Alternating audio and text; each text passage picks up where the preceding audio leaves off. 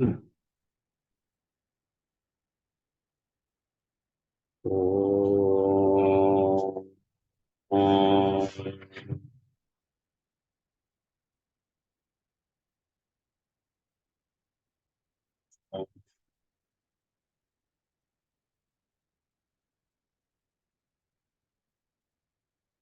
भूर्भुवः स्वः तत्सवितुर्वरेण्यं भर्गो देवस्य धीमहि धियो यो नः प्रचोदयात्। जी प्रणाम। ऐसा है, आगे की जर्नी हम लोग शुरू करें तो अपने अपने सॉफ्ट कॉपी को आप लोग खोल लें।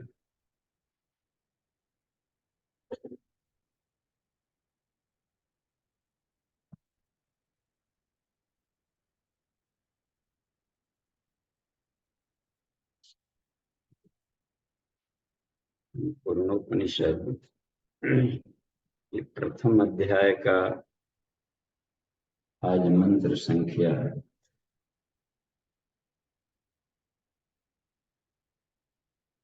28 से लेकर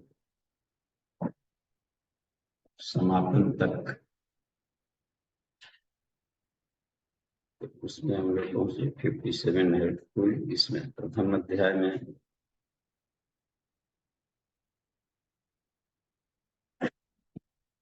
तो जिसमें 25-30, जिस अध्याय में 30 मंत्र से अधिक होगा उसको 2 दिन मिलेंगे। तो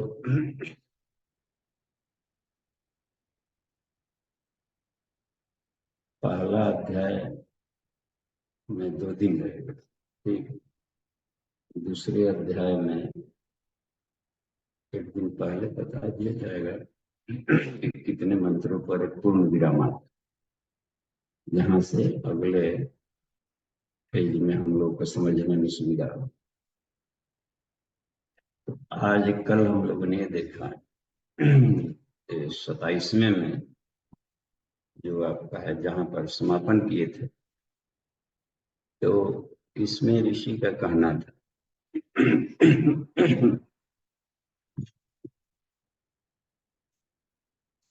कोई चीज का जैसे मान लें कि हम लोग अभ्यास करते हैं, किरण जी को देखिए फाइन की नहीं, ठीक है।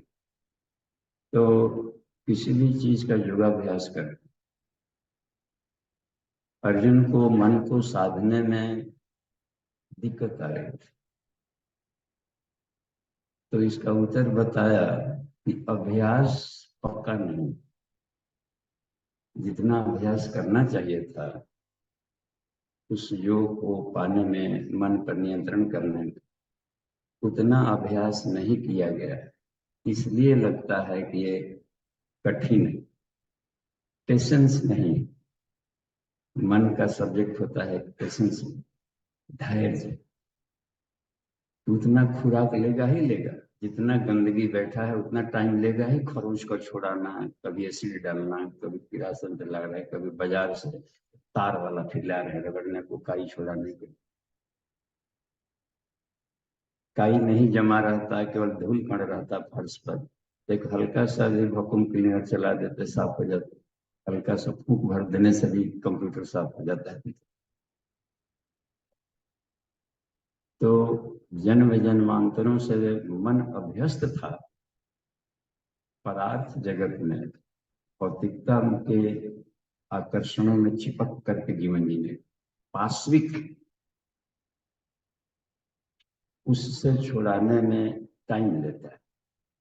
किसी भी धागे को यदि हम लोग एक बार लपेटें तो आसानी से टूट जाएगा, 2 बार 4 बार रक्षा सूत्र पतला भी हो, कच्चा सूता है तो भी बहुत लंबा लपेट देंगे 100 राउंड, तो फिर कैंची निकालना लाना पड़ेगा काटने के, टूटेगा ही नहीं।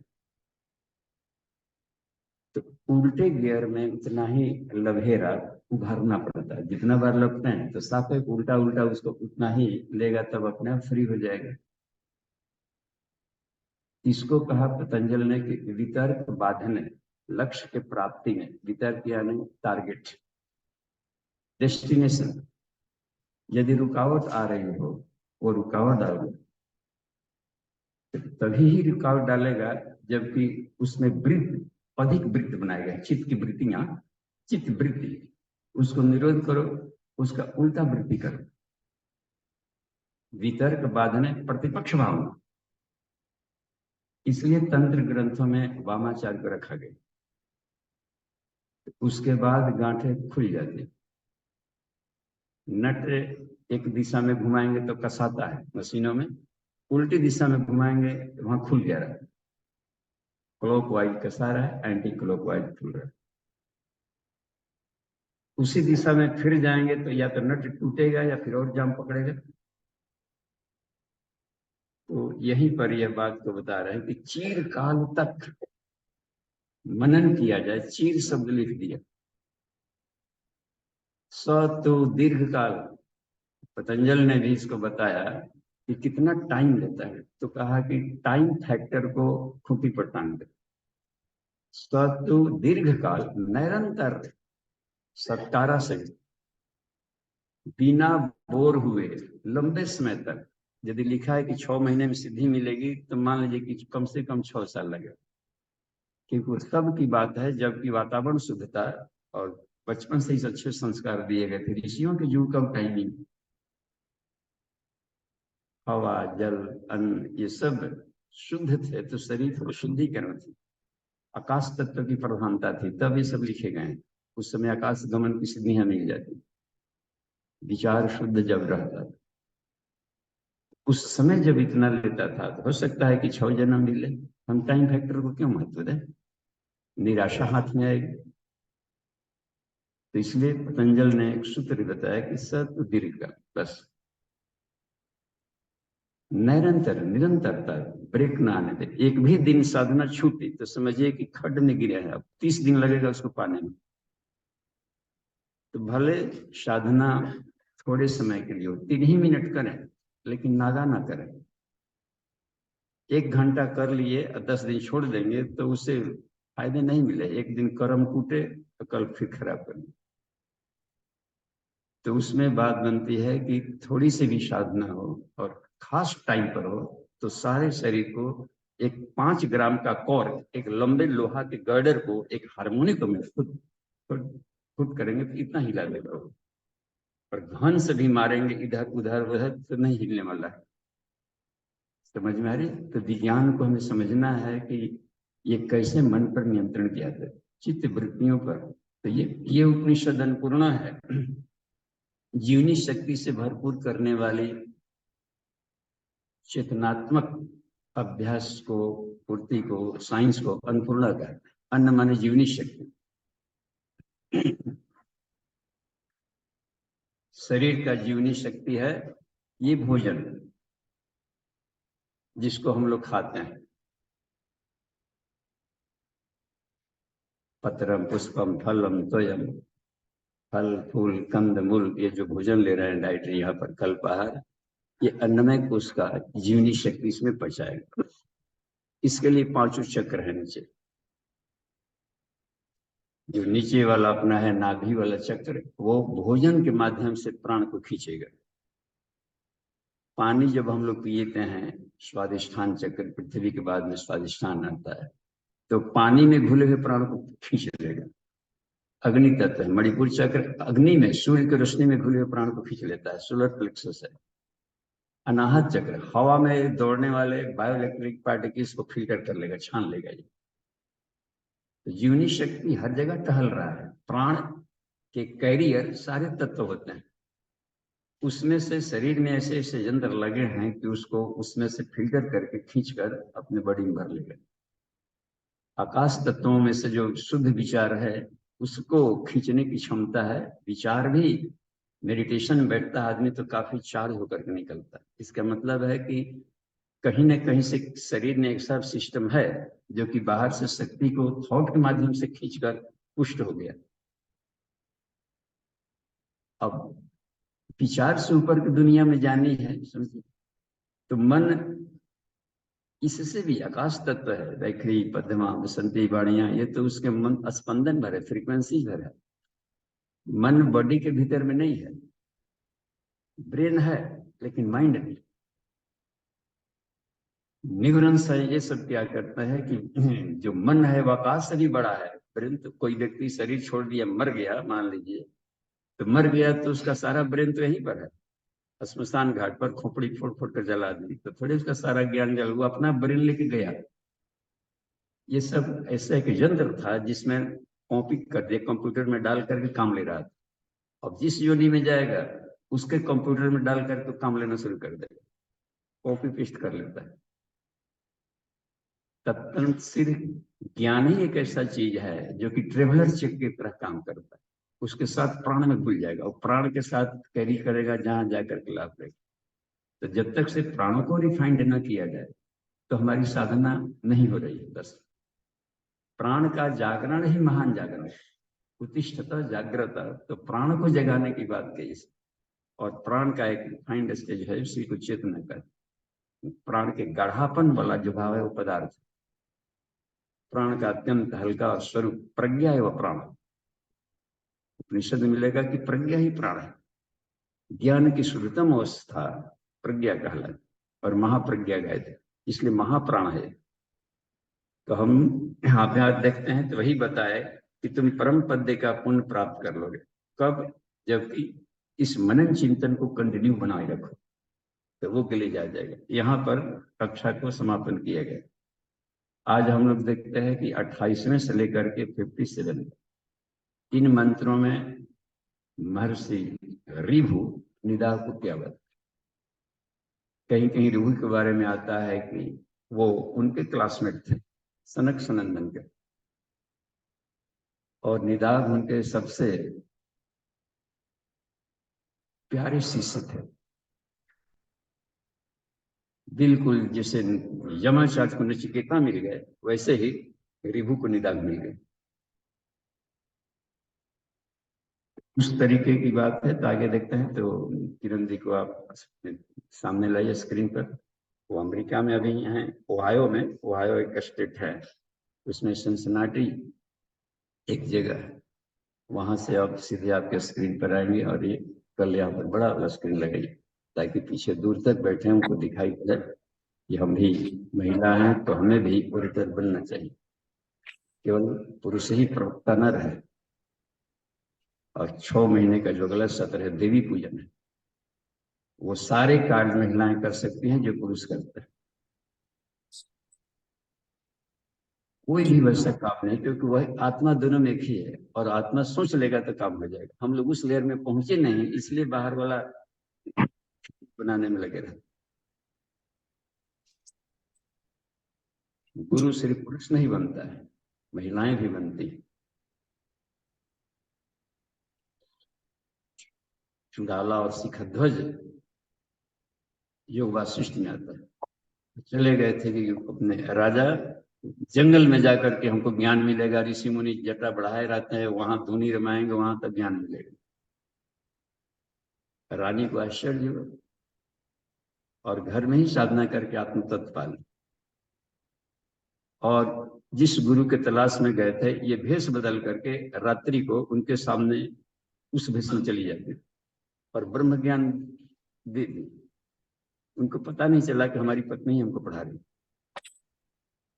जब ज्ञान मिला तब जाकर के अपने असली स्वरूप में आई। नाइट क्लास लिया करते थे क्योंकि दिन भर राजपाट चलाना था, तो छोड़ की जिम्मेदारी गए। कि नहीं, हम एक ही कंडीशन है कि हम सिर्फ आपको नाइट क्लास लेंगे बस। तो बाद में तब पता चला कि पक गया है।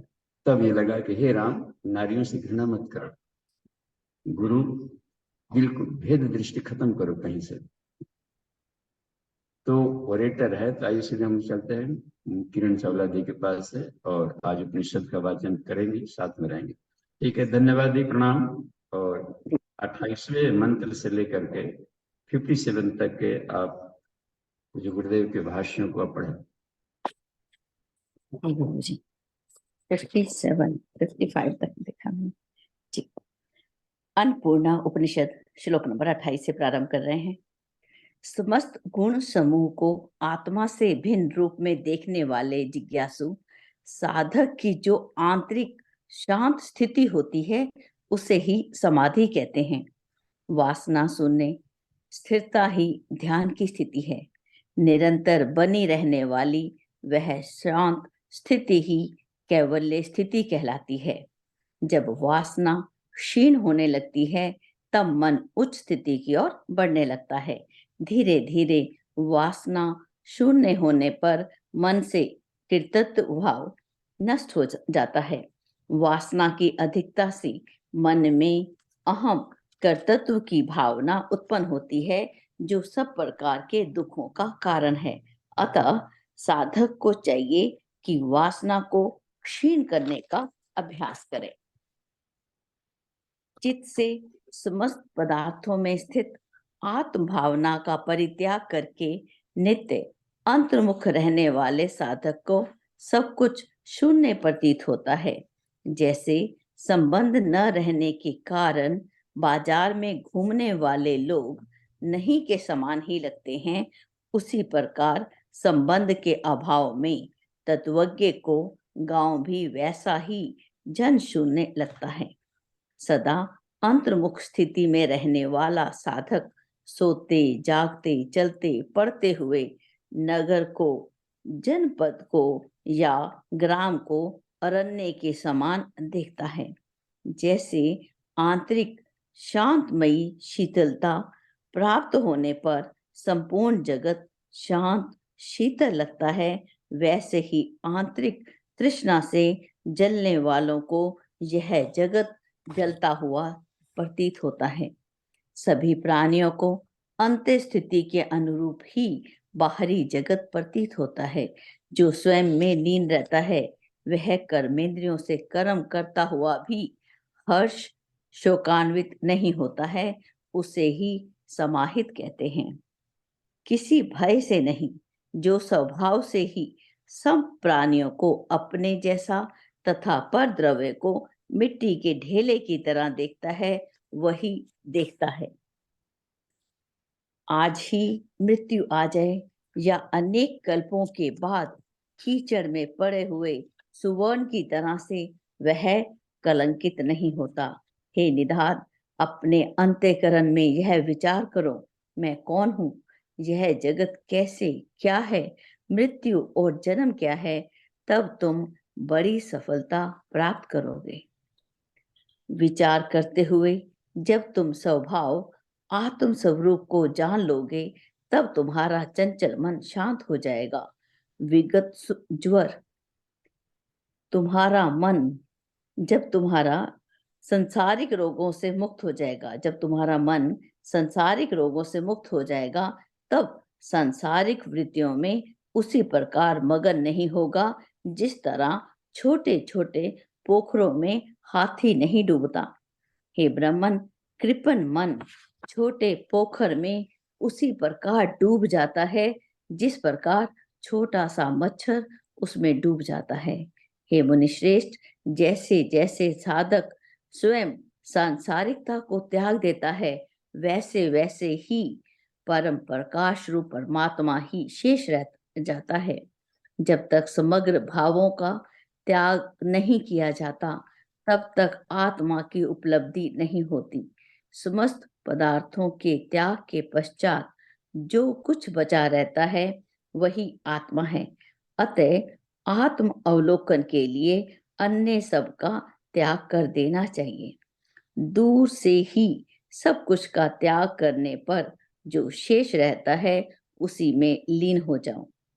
जगत में जो कुछ भी दिखाई दे रहा है वह चैतन्य के निष्पंदन का एक अंश मात्र है, उससे भिन्न कोई भी वस्तु शाश्वत नहीं है।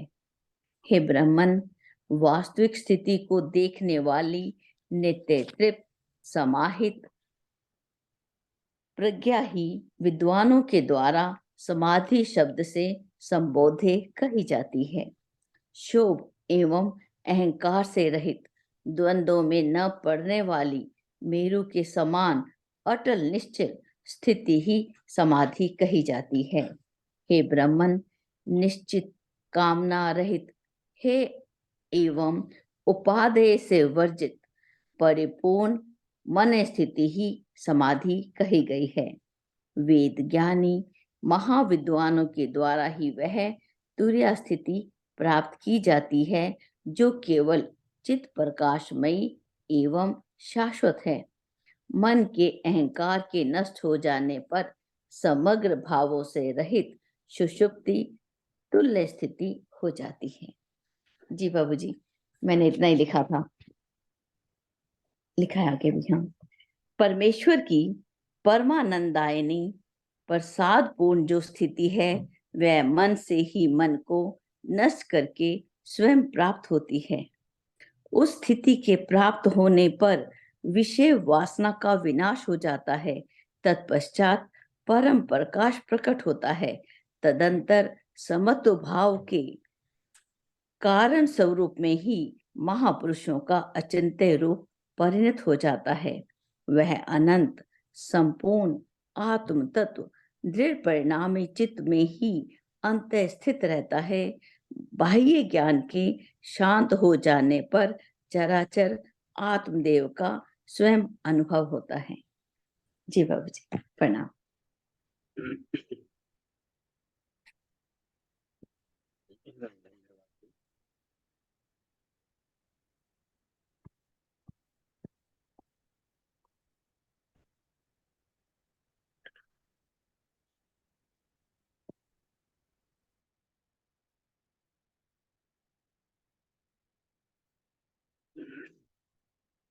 इसमें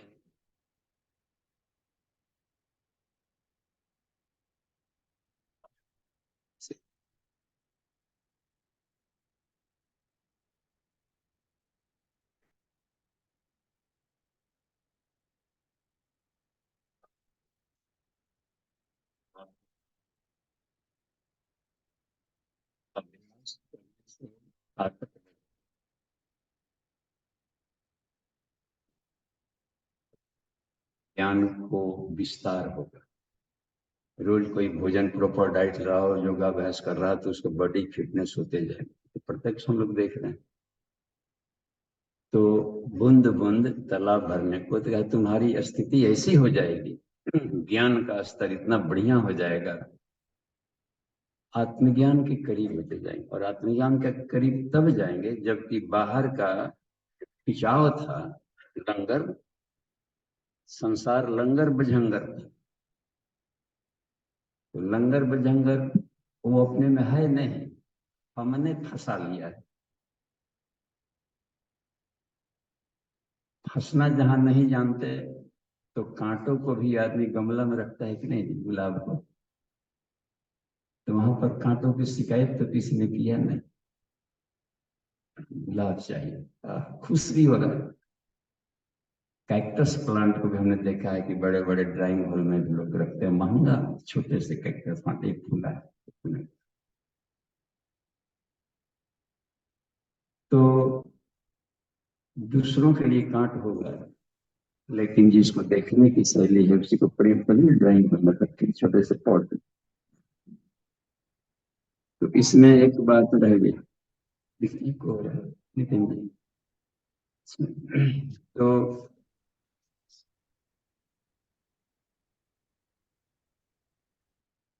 अभ्यास नहीं है इसलिए कठिन लगता है।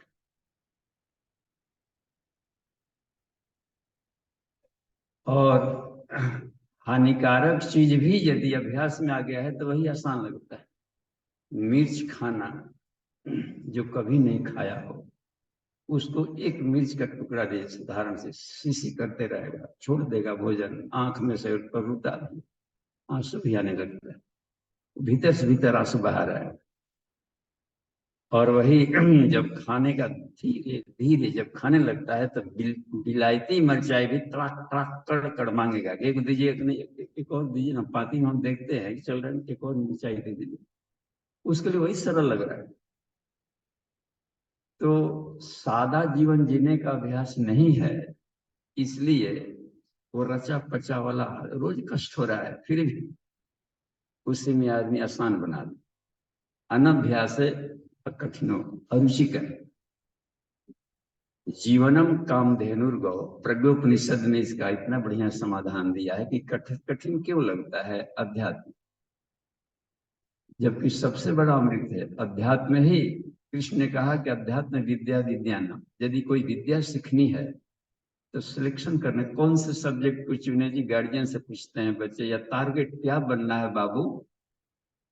तो यदि उसमें अध्यात्म नहीं है तो समझिए कि आज नहीं तो कल ये अतृप्ति का रोना लगेगा। ठीक है, तो अध्यात्म एक कॉमन सब्जेक्ट रखा गया। पदार्थ विज्ञान भी सर्व ज्ञान रखे। संसार में पेट भरने का अपना बढ़िया वाला मंच चुनने लायक कोई फैकल्टी चुन लिया, इंजीनियर बनेंगे, डॉक्टर बनेंगे, या वकील बनेंगे, या फिर अन्य तरीका मैनेजमेंट का कोर्स करेंगे। लेकिन आत्मा के लिए कौन सा फील्ड चुनना है, आत्मिकी के लिए क्या है, ये तो इतना ही छूटेगा कहीं पर। सारे संसार की सभी विद्याएं आपात विद्या है, बस आत्मा ही केवल शाश्वत विद्या है। आत्मा हमारे ज्ञातव्य है, जो कि हमेशा साथ में चलना है, जिसकी कभी मृत्यु नहीं होती। ये थोड़ा सा दिन सुखमय जीवन जी लगा तो सुखमय जीवन राहत भी देता है और सुखमय जीवन कमजोर भी बनाता है। जो बराबर सुख सुख में जिया है, थोड़ा सा कष्ट आने पर रोने लगेगा, बिलबिला जाएगा, यानी कि वो सोच रहा था कि मैं मजबूत हो रहा हूँ, पर दिन प्रतिदिन वो थोड़ा थोड़ा अपने को वीक बना रहा था। नहीं तो ऋषि मुनि बड़े छोड़ करके जाकर कठोर तप करेंगे। घर में आपको छठ व्रत कर रही हो तो घर में तो सारा सुख सुविधा है ना, किसने कह दिया कि अब बिना पानी या अनाज के रहिए सजा की तरह। जैसे किसी को सजा दी गई कि भोजन नहीं देंगे, पानी नहीं देंगे, छुट्टी दिन में स्वेच्छा से देखिए कर रहा है कि नहीं। उसको मालूम है यह हमको मजबूत बनाएगा।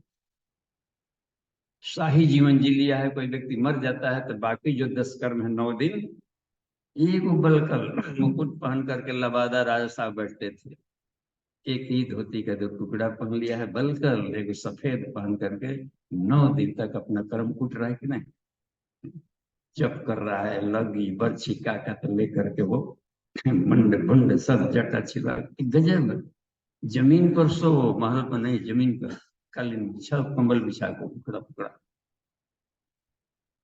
तप तितिक्षा। दिवम आरूह तपसा तपस्वी। ऊंचा वही उठता है जब तप कर। और ऊंचा उठने में एक प्रक्रिया में अच्छा अब रह गया कि तप, तप किसे कहते हैं, इंच इंच में प्रश्न है, पूछना चाहिए फिर तप क्या है। कहीं ऐसा तो नहीं कि एक टांग पर खड़ा होने को हमने तप मान लिया। वो योगाभ्यास है मदारी बनने का। बस बकुला तो एक टांग पर हमेशा रह जाता है, जहां मछली देखा खा। महात्मा नहीं कह रहा है। तो तब उसको कहा गया है कि विषयों के प्रति जो आसक्ति है उस आसक्ति को खत्म करना तप है, बस। यदि विषयासक्त मन है तो कितना हूं माला जप लिया जाए, कितना हूं साधना कर लें, व्रत फास्टिंग चंद्रायण, राई रति भी अंदर नहीं पड़ने वाला। क्योंकि आसक्ति को हटाने वाला तप नहीं किया गया। जहां पर खिंचाव था, जंगल में भाग गए और घर पर का बिल्कुल उसी तरीके के दिमाग में चिंतन, खोपड़ी तो घर पर छोड़े भागा, खोपड़ी में जो भर रहा है वही सोच रहा है बाहर। चोर स्वर्ग में भी चला गया, ले जाया गया जहां चोरी नहीं होता, वहां भी इस देवता का पोटली वहां रख देता था, उसका यहाँ रख देता था, कुछ अपना वाला नहीं रखता था कि हमारा कोई चोरा लेगा। तो बिलीवेबल नहीं था ना, क्योंकि भीतर है। इसलिए कह रहा है कि वासना को छीण होगा तो तुम्हारा मन, वासना यानी उठते फिरते चलते बैठते दिमाग में कौन सी बात घर कर गई, वास कर रहा है। जो घर फूके अपना, चलो हमारे साथ, जबकि खुद गृहस्थ है वो। लग रहा है ना कि कुछ पहेलियों की बात बोल रहा है। इस घर का नहीं, बाल बच्चा घर परिवार, तुम्हारे दिमाग के भीतर में जो वासना तृष्णा अहंता घर कर गई है, इसको जो फूंक सकता है वो हमारे साथ चल सकता तो बहुत मेडिटेशन में जा करके ध्यान आंख बंद करें तो खोजें अपने भीतर के और चेतन मन के गहरी परतों में वासना के पार्टिकल कहाँ कहाँ पर कितना छिपका है, रूप के प्रति, रस के प्रति, गंध के प्रति, शब्द के प्रति, स्पर्श के प्रति। तो इसमें गुण नहीं है कि चिपका सके, ये तो फ्रेशनेस के लिए बनाया गया था, रिफ्रेशर था, आनंद के लिए बनाया गया था। आनंद लेते लेते हम रोगी बन गए। बस भोग करना था, भोजन करना था, काहे का? ऊपर की जर्नी के लिए, ईश्वर का काम करने के लिए। क्यों खा रहे हैं? देखिए पार्टियों में लोग चीयर्स कर रहे हैं, चीयर्स। दारू वाइन ही ले लिया, भले महंगा लिया, लेकिन जाम में जाम टकरा कर चीयर्स की। तो वही जरूरी है कि जाम रहेगा तभी चीयर्स बोलेंगे। पानी भी रखें तो टकरा कर चीयर्स। तो भोजन सामने आ जाए, 3 बार गायत्री मंत्र आप बोलते हैं, वो चीयर्स है। बस हम प्रसन्न हो रहे हैं, चीयर्स। किसके साथ? ईश्वर के साथ खेल रहे हैं, ईश्वर के साथ चीयर्स कर रहे हैं। क्यों खा रहे हैं? For your health. चीयर्स का मतलब होता है फॉर योर हेल्थ, हम पी रहे हैं। बस यह भोजन आपसे हमारी दोस्ती करने में मजबूत देगा। गंजड़ियों को गंजड़ी अच्छे लगते हैं, इस तरीके से बात बन गई है। तो ईश्वर से दोस्ती मजबूत करने के लिए शब्दों का, रूप का, रस का, गंध का, क्योंकि ईश्वर सब जगह भूला है ना जी। तो ये बहुत ही कमाल की बात। तो छीड़ कैसे होगा? ज्ञान के द्वारा, ज्ञान के द्वारा छीड़ होगा। बस अभ्यास से न तो कौनते वैराग्य न, राग हुआ है अज्ञानता के चलते, इसी में से सुख आ रहा है, जबकि आत्मा का रिफ्लेक्शन जाकर टकरा क्या रहा था। इसमें बताया है कि जो भीतर से जैसा है बाहर वैसे, भीतर जलन है तो बाहर हर कोई उसको आग दिखाई पड़ेगा। बस भीतर चोरी करने का स्वभाव है तो हर कोई चोरी नजर उसको आता है। संतों को सारा संसार संत नजर आता है। तो angle of vision change your outlook, एक किताब है गुरु जी का। दृष्टिकोण बदला तो सृष्टि बदली। तो इस तरीके के अपने को क्लियर विजन करने का, ज्ञान की साधना करने का। देखो संसार में एक और भी कहा, तुम्हारा जैसे जैसे ये आइडोस्फीयर, आभा मंडल मनोमय कोश का चमकीला होगा, जहां विषयोन्मुखी मन होगा, एक काली किरण खोजती है। दुर्गा जी की मूर्तियों के पीछे होता है ना एक आभा मंडल बना रहता है, गायत्री माता के आभा मंडल बना, तो उसमें लाइट रहता है देवताओं का, और लाइट के बदले में जाकर काला डंठल खोज दिए कल वो, फिर बाद में डार्क और उसका पीछे होगा, तो जहां डार्क होगा प्रेत योनि में जाएगा, नीचे जड़त्व होता है। डार्क में क्या है? जड़त्व है, इनर्सिया है, सोएगा, पंखुड़ियां सिकुड़ता है। शाम होते हुए देखिए ये सन्नी के पौधे हैं यहाँ पर, या आंवले के पौधे, पंखुड़ियां सिकोड़ करके सो रहा है। तो बिजली को अब सिकोड़ता है, रेस्ट मोड में जा रहा है। फैलाव को कहा जाता है इसमें बाद में। तो अपने आभा मंडल को तेजस्वी बनाने की प्रक्रिया होती है। कहां से करेंगे? इसी से करेंगे, रूप रस गंध शब्द स्पर्श। और इसलिए चीयर्स, बस ईश्वर के काम के लिए खाएं, ईश्वर के काम के लिए हम सांस लें, ईश्वर के काम के लिए हम विचार करें। ईश्वर यानी सारी सृष्टि का जो ड्यूटी दिया है, संसार को सुंदर बनाओ, अपने को देवता बनाओ, उसके लिए हम किसी यद्वा तद्वा तदुक्षति पुरुषार्थ। बस तो यदि आभा मंडल मजबूत होते जाएगा तो तू हाथी बनते जाएगा। एक हाथी का एग्जाम्पल है इसमें। तो छोटे छोटे पोखरों में आपके स्विमिंग जो पॉन्ड है, या जिसमें कठवत में हाथी थोड़ी डूबेगा, कठवत लगेगा आपका, जो सारा संसार लगेगा, कठवत नहीं डूबा पाएगा। और वही मक्खी मच्छर बने रहेंगे डार्क में, होते हैं ना बैक्टीरिया, अमीबा, यूग्लिना, छोटे से पानी में भी हजारों ढल रहा है, डूब जाएगा कीचड़ में, मच्छर जैसा मशक रूप कपी दे, मशक डूब जाएगा एक चम्मच के भीतर में। उसके होते हैं जो छोटे छोटे उसके अंडे बच्चे होते हैं, सब उसी में मगन रहते हैं, लेकिन हाथी नहीं डूबेगा। बस तो हाथी बनो, कैसे बनोगे? तो रोज निरंतर अभ्यास करो अपने आभा मंडल को तेजस्वी बनाने का। भावनाओं का जो अपना आभा मंडल है, भाव संवेदना, वह तेजस्वी बनती है तो देवलोक में आदमी जाता है। देवा भावताने न तम देवा भावयंतु, यानी कॉस्मिक बॉडी को, देवताओं का बॉडी कॉस्मिक बॉडी का होता है, वैज्ञानिक उसके बने और उनसे संपर्क साधना है। अभी पूज्य गुरुदेव कॉस्मिक बॉडी में, उन्होंने कहा था कि 2000 के बाद हम कॉस्मिक बॉडी में चले जाएंगे, यानी अभी कॉस्मिक बॉडी की जो भी साधना करेंगे विज्ञान में, उसमें हाथों हाथ रिजल्ट पाएंगे। अपने भाव संवेदना को यूनिवर्सल बना लें, जोड़ लें, तो आभा मंडल, और इसको बोलते हैं इक्यू लेवल। इक्विलिटा, भाव संवेदना भी एक पॉल्यूशन बन जाता है कि वह भाव संवेदना मोहग्रस्तता थी कि नहीं। यदि आसक्ति परख है तो वो भी डुबाएगा, वो ग्रंथि बन जाता है, ज्ञान की ग्रंथि, सत्य की ग्रंथि, रज की ग्रंथि। तो तप की परिभाषा उपनिषद देता है किंग तप, तप क्या? इसमें कहा है कि तप ब्रह्म सत्य जगत मिथ्या इति प्रत्यक्ष ज्ञानाग्निना, इसका साक्षात्कार हो गया है ज्ञान के माध्यम से। तो उसके द्वारा क्या एप्लीकेशन कर रहा है? ब्रह्मादि आशा ऐश्वर्य सिद्ध संकल्प बीज संताप तप।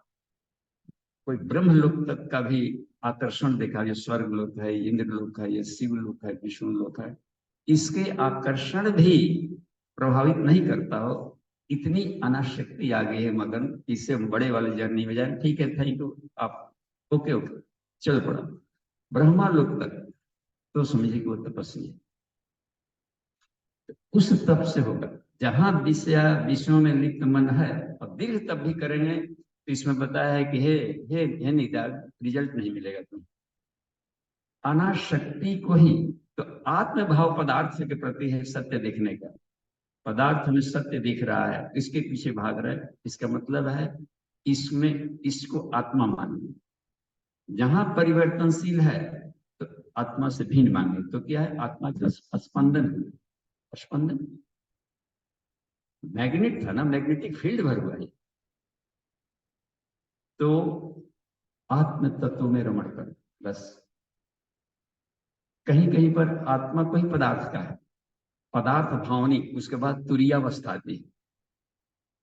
7 आयाम जो दिमाग के बताए गए हैं, तो जब महोपनिषद आएंगे तो इसलिए हम लोग यहाँ पर जो पदार्थ भाव बोला जा रहा है, तो जड़त्व का जीवन, विषयासक्त जीवन पदार्थ भाव लिया, इसमें आत्मभाव न करें। और भिन्न मानने का मतलब है कि इसका स्पंदन है इसमें। ठीक है, ये सारी बातें आई थी अभी की कक्षा में। और दीर्घ काल तक इस तरीके के है निदान, इसका अभ्यास करो और जाकर देखते हैं कौन कहाँ से आपको इसमें वो इस टर्निंग पॉइंट में देखें। ठीक है, एक सोने का उदाहरण दिया है। स्वर्ण कीचड़ में पड़ा रहने के बाद भी सोना सोना ही रहता है, यानी संसार रूपी विषय, विषय को कीचड़ कह दिया। चल इसी में से कमल खिलेगा, शरीर में से ही आत्मज्ञान मिलेगा। देखिए, स्वर्ग अपवर्ग, इसमें निशैनी शब्द का प्रयोग किया है एक जगह। खल्लु यमाचार देखिए नचिकेता को बता रहा है कि ये देखो, ये जड़ तत्व है, 5 कोष पंचांगिनी, तो जड़ आत्मा को बोधत्व नहीं कराएगा, लेकिन हमने किया है।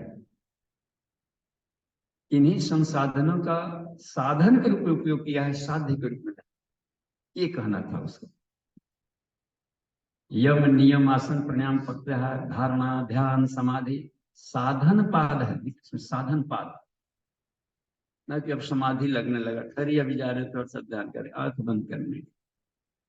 इसका मतलब है कि आंख शटर जब बंद करते हैं तभी ईश्वर दिख रहे, जब ईश्वर सब जगह है। तो जो आंख बंद करने के देख रहे थे, वो आंख खोलने पर दिख रहा है कि नहीं? यदि दिख रहा है तो कबीर बन गए। आंख न मूंदूं कान न रूदूं, शुरुआत में सब बंद करना पड़ता है, थे पागे अब सुन रहे हैं, ऐसे क्या कहते हैं, ये भी करवा लेते हैं उन्मनी मुद्रा में। कुछ अटपटा लगता है, छुआ जाता है तभी लगता है कि क्या इसमें से लकड़ी खींचती। तो वो रह गई बात में स्पर्श का, तो ज्ञान के द्वारा ही बंद करने की बात, सदा वह उन्मनी रहते आनंद मुदु, या इस मुद्राओं की हमें जरूरत नहीं पड़ती। तो आंख बंद किया, मेडिटेशन करना है ईश्वर, आंख खोल करके दिखे तुरंत, ऐसा नहीं कि 5 मिनट के बाद खोलेंगे, उसको आंख खोल करके उस चीज को, सामने वाले स्त्री पुरुष में, पेड़ पौधों में वो थॉट दिख रहा है कि, तो धीरे धीरे शटर बंद शटर खोला, शटर बंद शटर खोला। तो ये सब अभ्यास को तुरंत आकर, तन्मात्रा नहीं करना होता है ना।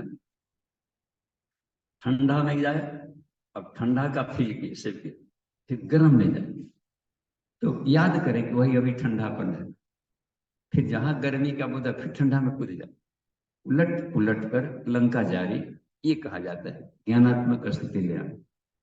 तो तंत्र साधनाओं में इसलिए वामाचार रखा गया। सीधी गियर में तो गाड़ी चला लेते हैं, आसान है, फ्रंट गियर, लेकिन रास्ता ब्लाइंड हो तो, गाड़ी मोड़ने का जगह ना हो तो जो व्यक्ति रिवर्स गियर नहीं चलना चाहेगा, उसकी जर्नी वहीं पर समाप्त हो गई। क्लियर? तो रिवर्स गियर बहुत जरूरी है। सबे दिन रहत ना एक समान, बस life is not a bed of roses, हमेशा याद रखें। आज सुख है, कल माथा पीटेंगे, बस। आज घन घना है, कल मुट्ठी भर चलना होगा, परसों वो भी नहीं मिलेगा। इधर एक लोहा सिंह थे यहीं के, वो थोड़े ये थे, एकदम हास्य महात्मा, ऐसे कहिए, संत संत स्तर के। उस तरीके से वो हर चीज का पहाड़ा नहीं करते थे, वो अपने शैली में पढ़ाते थे। खदेरण के दिन पढ़ा रहे थे अपने वो कबूतन पुत्र को, भात का भात, भात बनी दाल, भात पिया तिया ना सब्जी, भात चौके चोखा, भात पची पकौड़ी, भात साथे सतुआ, भात आवाठे आलू, भात नमा निमकी, और भात दहा उसमें उसमें एक भी था भात छका छूछ। ऐसा मत समझिए किसी दिन, हाँ, पूर्णाहुति होगा नवरात्रि में, पूर्ण पकवान बनेगा, फ्री में आ गया है डालडा, बना दे पूर्णाहुति, बोले कि नहीं, खाली खिचड़ी बनवा, भात छका छूछ। इसलिए तैयार रहिए, इसलिए अचार वगैरह खाओ, भी नहीं मिलेगा तो हाँ की। जब अस्वाद व्रत किए थे तो शांति कुंज की एक व्यवस्था थी उन दिनों की, अस्वाद भी लाइन बैठता था, तो बिना नमक वाला उधर बैठा, अब बाकी फौज इधर थी, हम लोग खुश थे। अच्छा चलिए, हम लोग के लिए भी गुंजाइश है, संकल्प ले लिया था कि 10 साल नहीं खाएंगे। तो अब वहां पर गुरु जी बुलाए, अब बुलाए तो गए तो देखते हैं कि सचमुच का गुंजाइश है, यहाँ ईश्वर सबका ख्याल रखा। एक दिन हुआ क्या कि माता जी के भोजनालय में किसी कारण से अस्वाद नहीं निकला, या तो भूल गए हो या नहीं निकला, छोड़ो प्रसाद खाने में। हमने देखा कि हमारे लाइन में से सब भाग गया, अस्वाद वाला एक खाली अकेले बैठे थे। तो सोचे कि सत्र उनका खत्म हो गया कि क्या बात है, तो एक आध को पहचान ली, उधर बैठे। पर यहाँ यहाँ क्यों जाए, माता जी का प्रसाद है, जो मिल रहा है सबसे, माता जी अपने ढंग से भी जांचेंगे। तो अब उसमें रह गई बात में, तो अब देखा कि अब सोचने लगे कि ठीक है, कोई चीज जरूर ऐसा बना होगा वेराइटी में जो बिना नमक का हो, उसी उसी को खाएंगे। तो 2 में बिना नमक था, तो रोटी में और चावल में नमक नहीं डाला गया। जो सब्जी आती थी आगे बढ़ी, दाल आ गया आगे बढ़ी, रोटी आ गया दे दीजिए, चावल आ गया दे दीजिए। अब उसी में से अब भात को ही 2-3 जगह रख दिया, रोटी से कभी एक वाले भात में खाते, सब्जी के साथ खा रहे हैं, नमक तो भावना का खेल है, तो भावना को खर्च कर दीजिए। इमोशन काहे का, आपातकाल में खर्च करने के लिए होता है, फोकट में नहीं, खैरात में भावनाओं को मत बांटिए। जहाँ जरूरत पड़े, कष्ट आ गया तो सुख की भावना कर लो, बस उसमें ईश्वर भाव कर ले, कुंती की तरह कि तुम जब कष्ट होता है तो सामने रहते हैं, वह भावना खर्च कर डालो, बस। तो ये होता है कि रिभा इसको तन्मात्रा साधना करती है। विपरीत परिस्थितियों में भी माइंड को बैलेंस रखा, इतनी भर केवल बात बनती थी। अभाव में मस्त रहो, यही पर कहता है कि अभाव अभाव करते हैं, तो अभाव के साथ में यदि मस्त रहने लगा तो उसको निद्रा का है, निद्रा सोना, तत्र प्रत्यय आलंबना निद्रा। संसार के अभाव में भी यदि मस्त हो वस्तुएं मिल गई तो बल्ले बल्ले, छीन लिया गया तो वही बल्ले बल्ले। नरसिंह मेहता को इतने पत्नी भक्त थे कि जैसे कि सांस सांस में घुल गए। इतने उदाहरण बढ़िया। किसी कारण से दयावश पत्नी का साथ छूट गया, मृत्यु हो गई बाल। तो खुशी में इतनी भी कमी नहीं है, रोए नहीं, छूटी भयो जंजाल, छूटी भयो जंजाल, यानी रिस्पॉन्सिबिलिटी एक छुट्टी, जंजाल मान रिस्पॉन्सिबिलिटी। ईश्वर दिए थे कि हमारी वस्तु है, जब तक साथ में रहे पूरा प्यार दो, पूरा सिंचन दो। हमारी वस्तु कभी भी लेके जाएंगे, हमने गहने दिए हैं संभाल के रखने का, हमारा अमानत। कहीं ऐसा नहीं कि तू अपना मान लिया है। तब जाकर के संत एकनाथ के पास गए थे। तो संसार के साथ में भी मस्त, अभाव में भी मस्त। अभाव का यदि अवलंबन हो गया तो उसको कहते हैं निरालंबन। निरालंबोपनिषद में शिव है, शिव जी का निरालंबन। चिदाकाशम, चिदाकाशवासम, जिसका चिदाकाश ही वस्त्र हो। आकाश को हम लोग नहीं देख पा रहे हैं, और चिदाकाश जिसका वस्त्र हो, यानी आनंदमय शांति में जो खेज है, यही जिसका वस्त्र हो, उसको शिव कहते हैं। तो कहीं भी अपना इसको बनाया जा सकता है मेंटलिटी। तो मांगना, प्रेयर करने की अब प्रक्रिया से हमें आगे निकलनी चाहिए, कुछ देने को सीखना चाहिए। गुरुजी हमारा ये रोग ठीक कीजिए, में आपका क्या रोग है, हम क्या हेल्प कर सकते हैं। यह जब कहने लगेंगे तो लड़का जवान हो गया।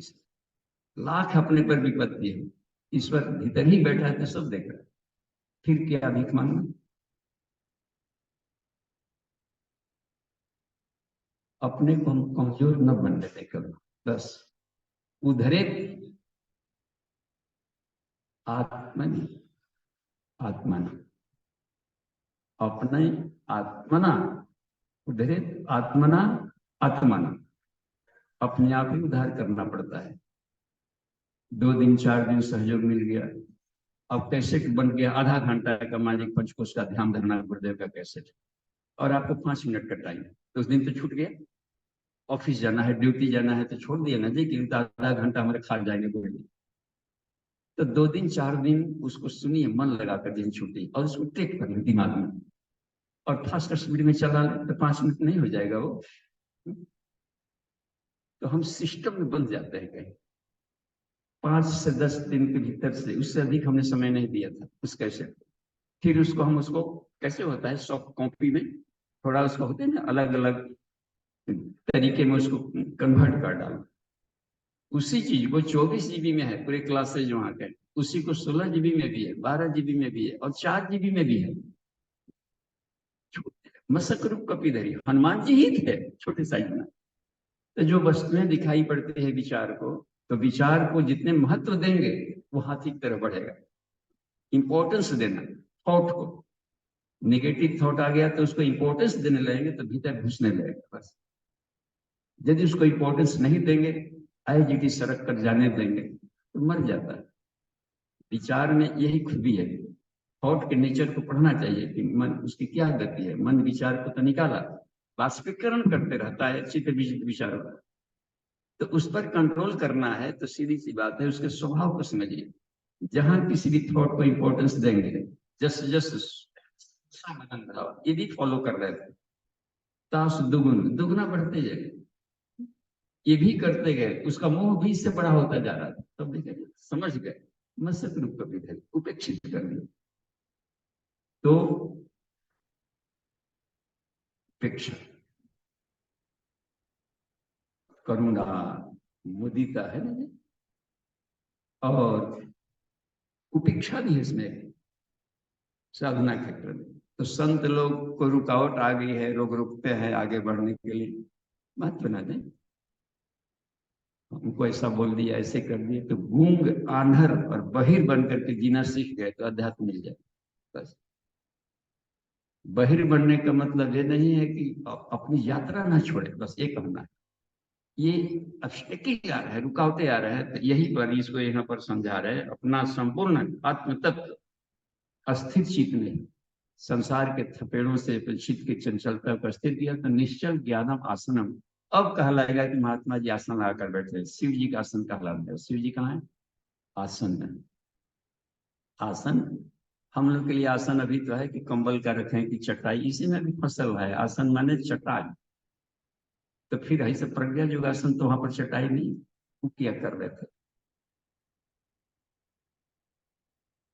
और इसमें है आपको श्री ब्राह्मण परिषद ने एक और भी सूत्र दिया है, योगियों के लिए आसन क्या है? सर्व वस्तुनि उदासीन भावम आसनम उत्तम। सभी आसनों में श्रेष्ठ आसन होता है कि संसार के सारी वस्तुओं के प्रति हम न्यूट्रल गियर में बने, वो आसन कहलाता है। तो एक ही नीचे क्लास वाले आसन नहीं पढ़ते रहे, कसे कबूतर में नहीं फंसे रहे।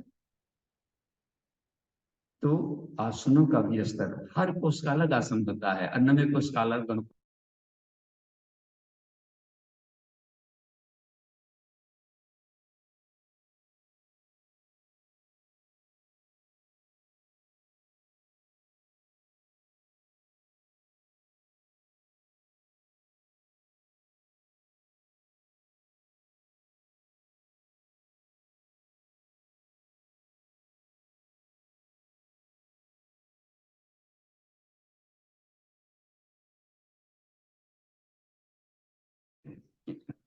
नेट का फ्लक्चुएशन था।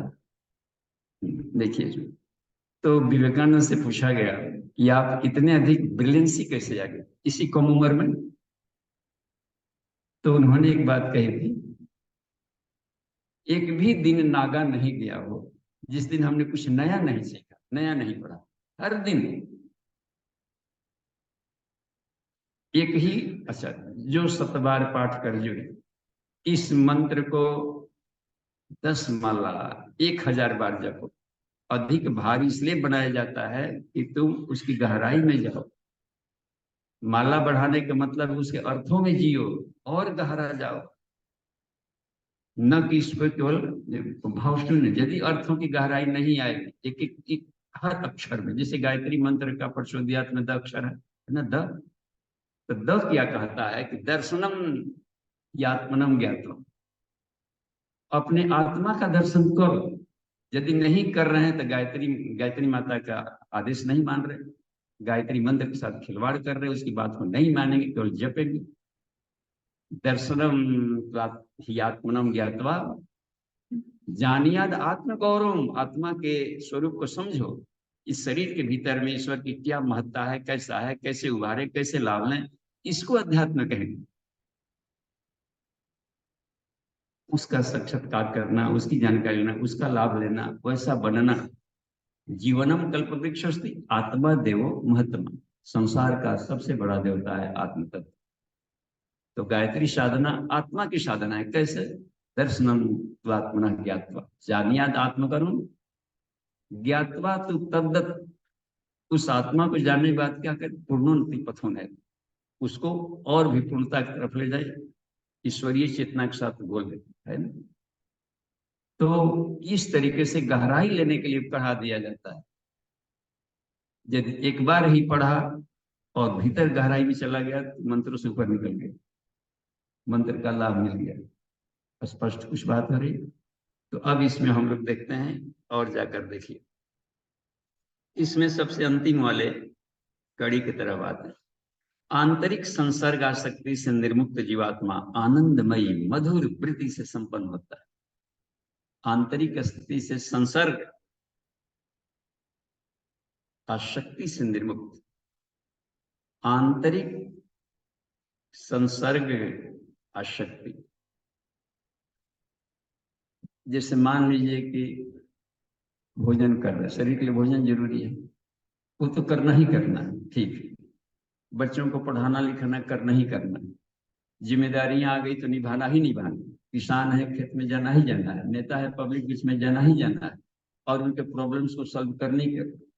अब रह गया कि वो सॉल्व करते समय अंतःकरण क्या सोच रहा था। यदि अंतःकरण आसक्त हो रहा था वहां पर, तो वो बंधन में से मुक्त नहीं होने देगा। उसको एज ए ड्यूटीफुलनेस ही करे, ड्यूटी।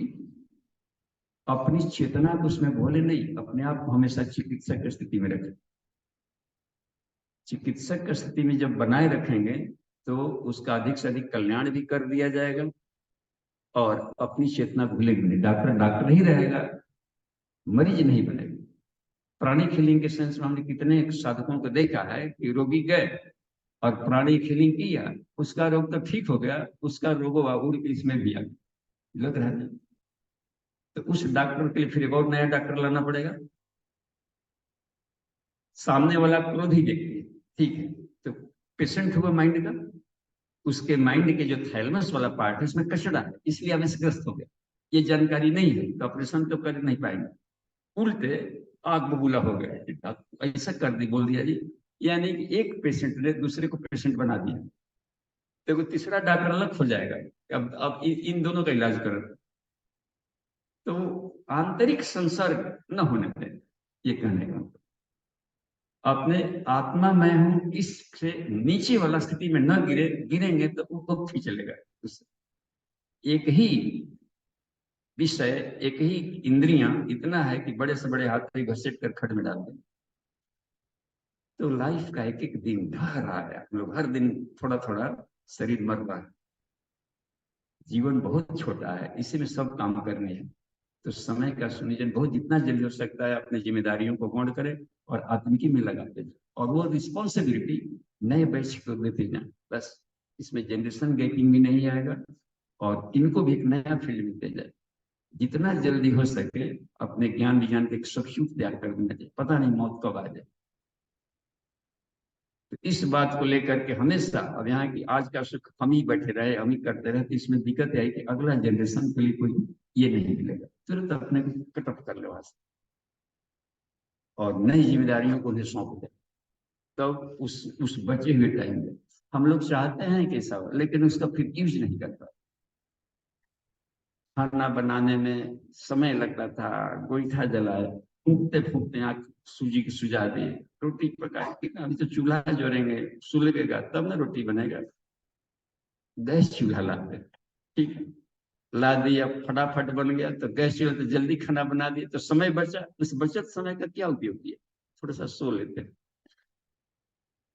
कपड़ा धोने में समय लगता था, वॉशिंग मशीन को ले आ दिए, घंटों का समय बचा लिया। उस घंटों के समय का बचत को खर्च कहाँ किया? थोड़ा सा सो लेते हैं। तो हर चीज मशीनी पर कर लिए, तो ये अच्छा था कि मशीनों का उपयोग करें, लेकिन उस बचत समय का उपयोग कहाँ किए? कमाना आसान है, खर्च करना उससे 1000 गुना कठिन है। और उसको यदि आत्मिक विकास में लगा दिया, थोड़ा समय बच गया, थोड़ा स्टडी कर ले, थोड़ा ये कर लिया, थोड़ा सा उसको अपने और गहराई में डाले, ये काम बन गया, थोड़ा उस काम कर ले, ये भी होना चाहिए था। तो आलस को बढ़ा दिया, तो आलस बढ़ गया है, तो काम बन गए, तो चर्बियां सब जहां तहां लटकने लगी। हो गया।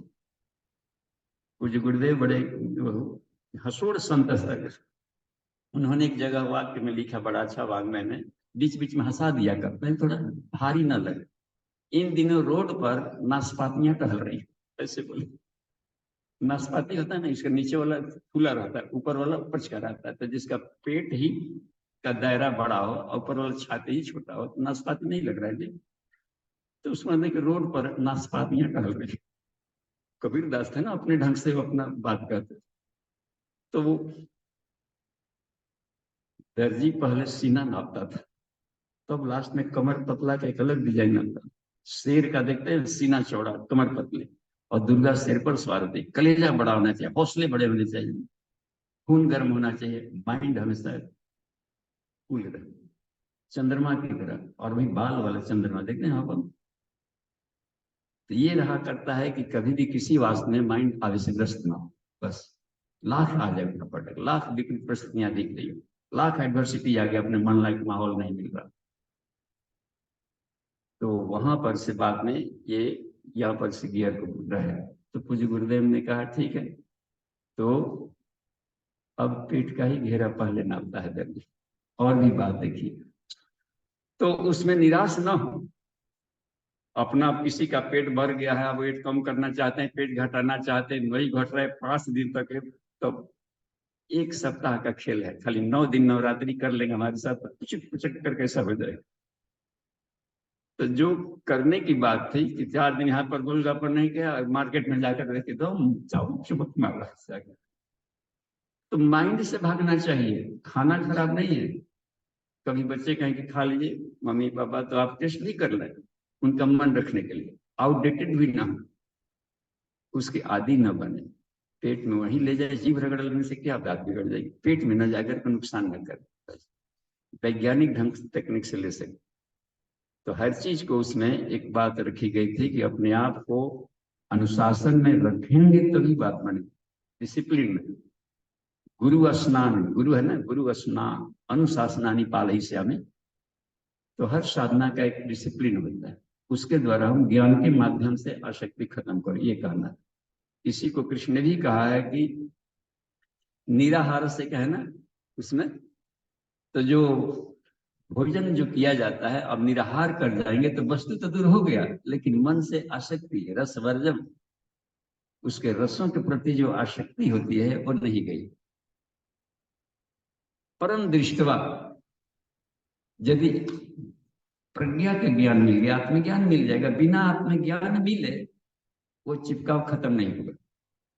तो उसकी निसारता को समझना, उसके गुणकर्म स्वभाव को समझना, और हमारे लिए हानिकारक है, इतने मायने में फायदेमंद है, इतने मायने में हानिकारक है, इससे बचाव करते हुए उसके नॉलेज के आधार पर छोड़ा है, तब छूट जाएगा और वो परमानेंट छूटे, परम दृष्टवा निवर्तते। तो यहां पर इसी को लेते हैं कि आंतरिक संसर्ग आसक्ति से निर्मुक्त जीवात्मा आनंदमयी तत्प्रसादा, राग द्वेष वियुक्त विषयान इंद्रिय शरण, राग द्वेष से चिपकाओ न दूरी, न चिपके न घृणा हो, न आसक्ति हुआ न घृणा हो, कि दूरी हो। यश से निक्षा तथा निक्षा, एक शब्द बहुत अच्छा लगा महोपनिषद का इसमें, जिसकी इच्छा भी ना हो अनिच्छा भी ना हो, है ना, बहुत टेढ़ा खीरा है, इतना आसान नहीं होता है। इच्छा भी नहीं हो रही और अनिच्छा भी नहीं हो रही, आगे तक न खाए, खाने की भी इच्छा नहीं हो रही और न खाने की भी इच्छा नहीं हो रही, उससे भीतर में एक दूरी न बढ़े, अनिच्छा का मतलब दूरी भी न बढ़े, इसी में जीना है। तो अब एक सिर्फ एंगिलो विजन काम करेगा वहां पर, किस भावना से, किस अंतःकरण से उसको खा रहा है, यही गुरु तत्व उसको साथ में प्रैक्टिकल में ही सिखाएगा। तो यहाँ के प्रैक्टिकल्स में अब इसको हम लोग देखेंगे कि कैसे उसको यूज करें, कैसे खाएं, कैसे क्या करें। तो यश कर्मणि तिष्ठ, अपने काम को करते हुए इस भाव से यदि कर, न तस्य लिप्यते प्रज्ञा, उसकी प्रज्ञा लिप्त नहीं होती, पद्म पत्र में अवसा, यानी कमल के पत्तों की तरह संसार में भूला हुआ वो लिप्त नहीं होगा, वो इसी कीचड़ में खिलेगा। और कमल को खिलने के लिए कीचड़ भी जरूरी है, पत्थर पर नहीं खिलेगा, क्या कीचड़ नहीं खिलेगा। देख रहे ना कमाल की बात। तो आत्मा का को पकेगा इसी संसार में। तो इसलिए गृहस्थ जीवन धन्य कहा गया है, जिसमें आदमी आत्मा का विकास कर लेता है, तेजस्वी संतान उत्पन्न कर लेता है और जिम्मेदारियां राष्ट्र को समृद्ध बना लेता है, और बदत ब्रह्मलोकम आयु प्राणम प्रदान पशुम कीर्तिम द्रव्यम से खेलते हुए भी राय रति भर विलिप्त नहीं, थोड़ी सी भी आसक्ति इसमें ना हो, तो वो समझे कि प्रज्ञा को पालन है ना, कमाल की बात है। ब्रह्म वर्चसम ऐसा हुआ, यही बता रहे हैं कि उसको मधुर तत्प्रसादामधि गच्छति शब्द का प्रयोग किया है गीता में। उस प्रसाद को पालेगा, अंतःकरण की प्रसन्नता पाएगा, और अंतःकरण की प्रसन्नता मिल गई तो हानि सर्व दुखा नाम, सभी दुखों की समाप्ति होती है, आनंद में दुख खत्म हो जा रहा है। तो यहाँ पर देखिए इसी को मधुर वृत्ति कहा है। यहाँ पर ऐसे जीवात्मा बाह्य जगत में कार्य करता हुआ अथवा नहीं करता हुआ भी न तो कुछ करता है न कुछ भोगता है, न लिपते पुण्य पाप ऐश्वर्य सुधा। ठीक है, तो प्रश्नोत्तरी में हम लोग जाते हैं। देखिए तो नितिन जी, यहाँ पर से कोई कहीं भी अनसुली जैसा लगता है तो माइक ले जाइए।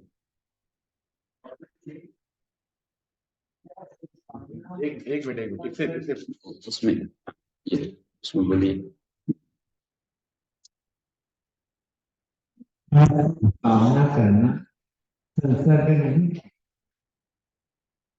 हाँ, अब शुभ कामना करना संसर्ग इसलिए नहीं है कि वहां शुभ शब्द सत्यम शिवम के लिए, आत्मिकी के लिए। तो आत्मिकी के लिए जो तेज को बढ़ाने वाला कुछ भी प्यार पुण्य करते हैं तो वहां शुभ अर्थ में लिखा गया। जैसे ओम नमः शिवाय, तो नमः शिवाय आया, शिवतर आया, दोनों बात कही गई उस मंत्र में। ओम नमः शिवाय उसमें और नमः शंकराय है ना, तो शंकर को प्रणाम किया गया है और शंकर के भक्तों को भी प्रणाम किया गया उसके फॉलोअर करने का। तो शिवाय होता है शुभ, शंकर भी होता है, शिव जी को शिव भी कहे शंकर भी कहे, दोनों नाम का दोनों शिव जी। तो एक ही लाइन में दो क्यों बोलना, बात आ रही है यहाँ पर। जय जय शिव शंकर, अब शिव भी करे शंकर भी करे, तो एक ही बार हकला कर क्या बोलता है जी, एक ही बार कहो, या तो शंकर कहो या फिर शिव कहो। एक का मतलब होता है शुभ, जो शुभ बात है, तो जिससे आत्मा का तेज बढ़ता हो और सामने वाले जीव जंतुओं को फायदे हो रहे हैं, तो ये कल्याण, संग मन होता है कल्याण और शिवम होता है शुभ। तो शुभ कामनाएं मोक्ष दिलाती हैं, यानी दुख कष्टों से हटाती हैं। लगाव तो बन रहा है, शुभ का लगाव तो लगाव तब बनेगा जब उसको अपना मानेंगे। ईश्वर का काम कर रहे हैं, ये ड्यूटी है कि तुमको प्यार करना है, तुमको उसको आगे बढ़ने में हेल्प करना है, रुकाओ तो मत। यदि हेल्प नहीं करते हो तो रोको भी मत, बस स्पीड ब्रेकर न बनो। श्रुति संत विरोधी, तनु पोषक, निंदक आखानी, जीवित शोषण चौदह प्राणी, ये सब डेड पर्सनालिटी है, मरे हुए लोग होते हैं जो आगे बढ़ने वाले लोगों को रोकते हैं, खुद नहीं करते और रोकने वाले हैं। ये जीवित मुर्दे हैं जो टहल रहे हैं। तो इसको प्रकृति रगड़ती है या फिर जाकर के वो तो संत की थोड़ी कही है कि उसका श्राप न भी देगा तो प्रकृति इसको नष्ट कर डाले। तो शुभ करने के लिए आदेश ही है, जब ईश्वर काम करेंगे तो अपने को क्या लगा होगा। बैंक में जो नौकरी करते हो तो वहां पर हमने देखा है कि उसमें रोस्टर बदलते रहता है, कभी कैशियर पर कुछ, कभी उधर चले गए, कभी इधर चले गए, और किसी दिन लेन देन वाला पर भी गया वही आदमी, करोड़ों गिन करके दे रहा है दूसरों को, और घर लौटते समय कानी कौड़ी भी नहीं ला रहा। जिस दिन मैनेजर घोषणा कर दे कि आज जितना गिनेंगे सब आपका, तो दोबारा रिवाइज नहीं, 98 हो 99 हो और घर ही न जा रहा है, देखिए तो वहां पर आसक्त हो गया वो। तो अनासक्त कर्म तभी होगा जब हम ईश्वर का काम मानकर करेंगे। दूसरों के लिए कर रहे हैं, ईश्वर के लिए कर रहे हैं, ईश्वर के लिए खा रहे हैं, ईश्वर के लिए जी रहे हैं, ईश्वर के लिए प्राणायाम कर रहे हैं। ईश्वर प्राणाधानानी सबसे बड़ा है वो समर्पण, उसी को भक्ति का। मन मना भव मद भक्त मद याजी मम स्मर, मां मनुस्मर, हर कालों में, तो वो च्युत नहीं होगा। अशक्त होने का मतलब है कि मां अनुस्मर छूट गया, मां अनुस्मर ही शुभ है, बस शुभ काम सर्वे भवंतु सुखिनः, क्यों, क्योंकि सबके भीतर ईश्वर बैठा, उस भाव से यदि कर रहा हूं और उसका बोधत्व नहीं कर रहा, बस क्लियर हो रही बात जी। और कहीं से कोई प्रश्न?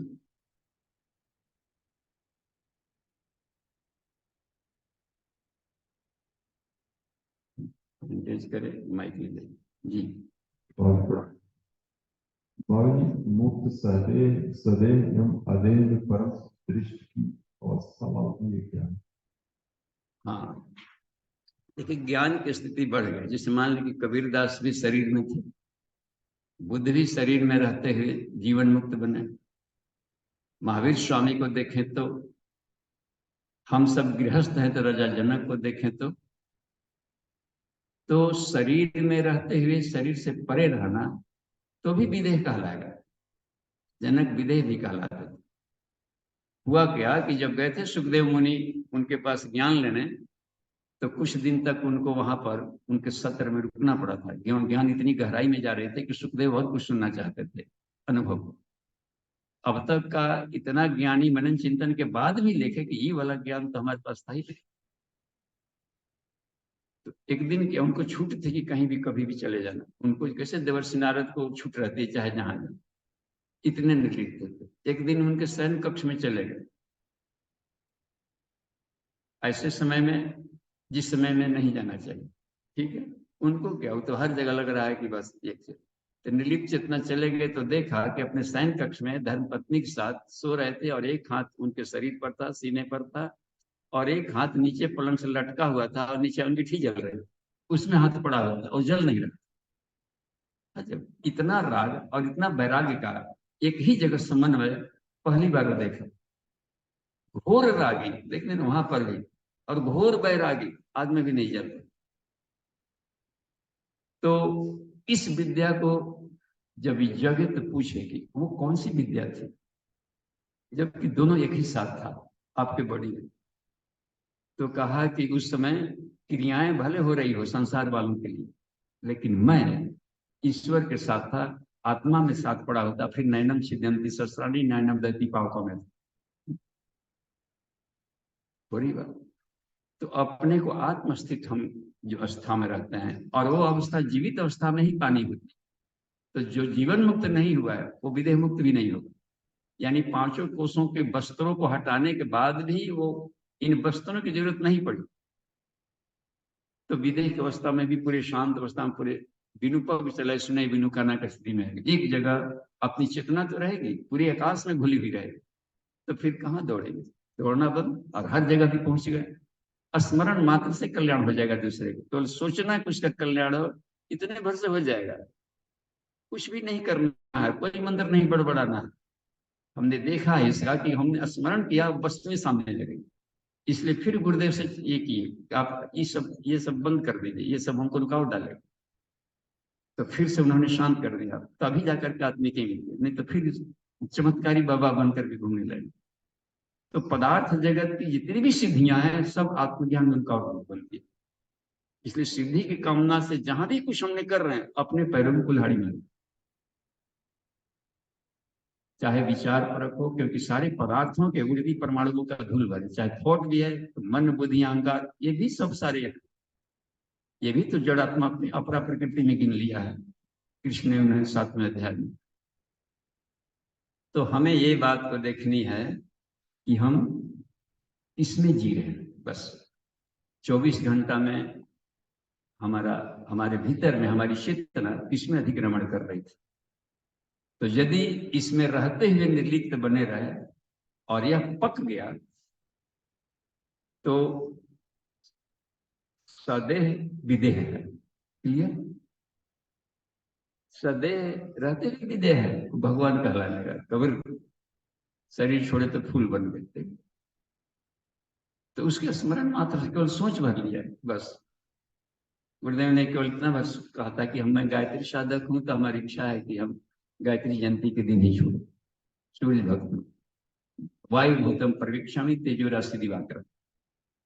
बच्चे ढेर सो गए हैं और उनको चरण स्पर्श करने के लिए बैठना पड़ता है, दिक्कत पड़ रही है सबको, और ये भी एक इच्छा है कि हम सबके हृदय में एक ही जगह, तो बस सूर्य के गर्भ में जाकर घुस गए, सूर्य पास सूर्य के भीतर जाकर बैठूंगा, तो हमको प्रणाम करना है तो सूर्य को प्रणाम कर लेना, और सूर्य की किरण एक ही बार पूरी यूनिवर्स को लाभ दे रही है। तो ये है कि बात ने अपनी चेतना को, तो उसके स्मरण मात्र से हमने कुछ भी यहाँ पर कुछ नहीं करते, हम बिल्कुल फ्री हैं, और ना इससे कोई आसक्ति है, ना कोई, सिर्फ आपके लिए आपकी व्यवस्था गुरुदेव सोच भर लेते हैं, तो जिंदगी कहाँ से कहाँ व्यवस्था बन जाती है, तो सोचने भर से बन जाए। ये बड़ा अजूबा है प्रकृति का खेल।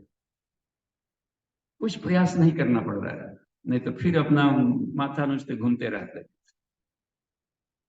तो उसी चीजों को सोचा जाता है जितना कि न्यूनतम बेसिक है, अत्यंत आवश्यक है, उसमें केवल सोचना है। ये बहुत ही जरूरी है अगली कक्षा के लिए, तो व्यवस्थाएं बन जाए।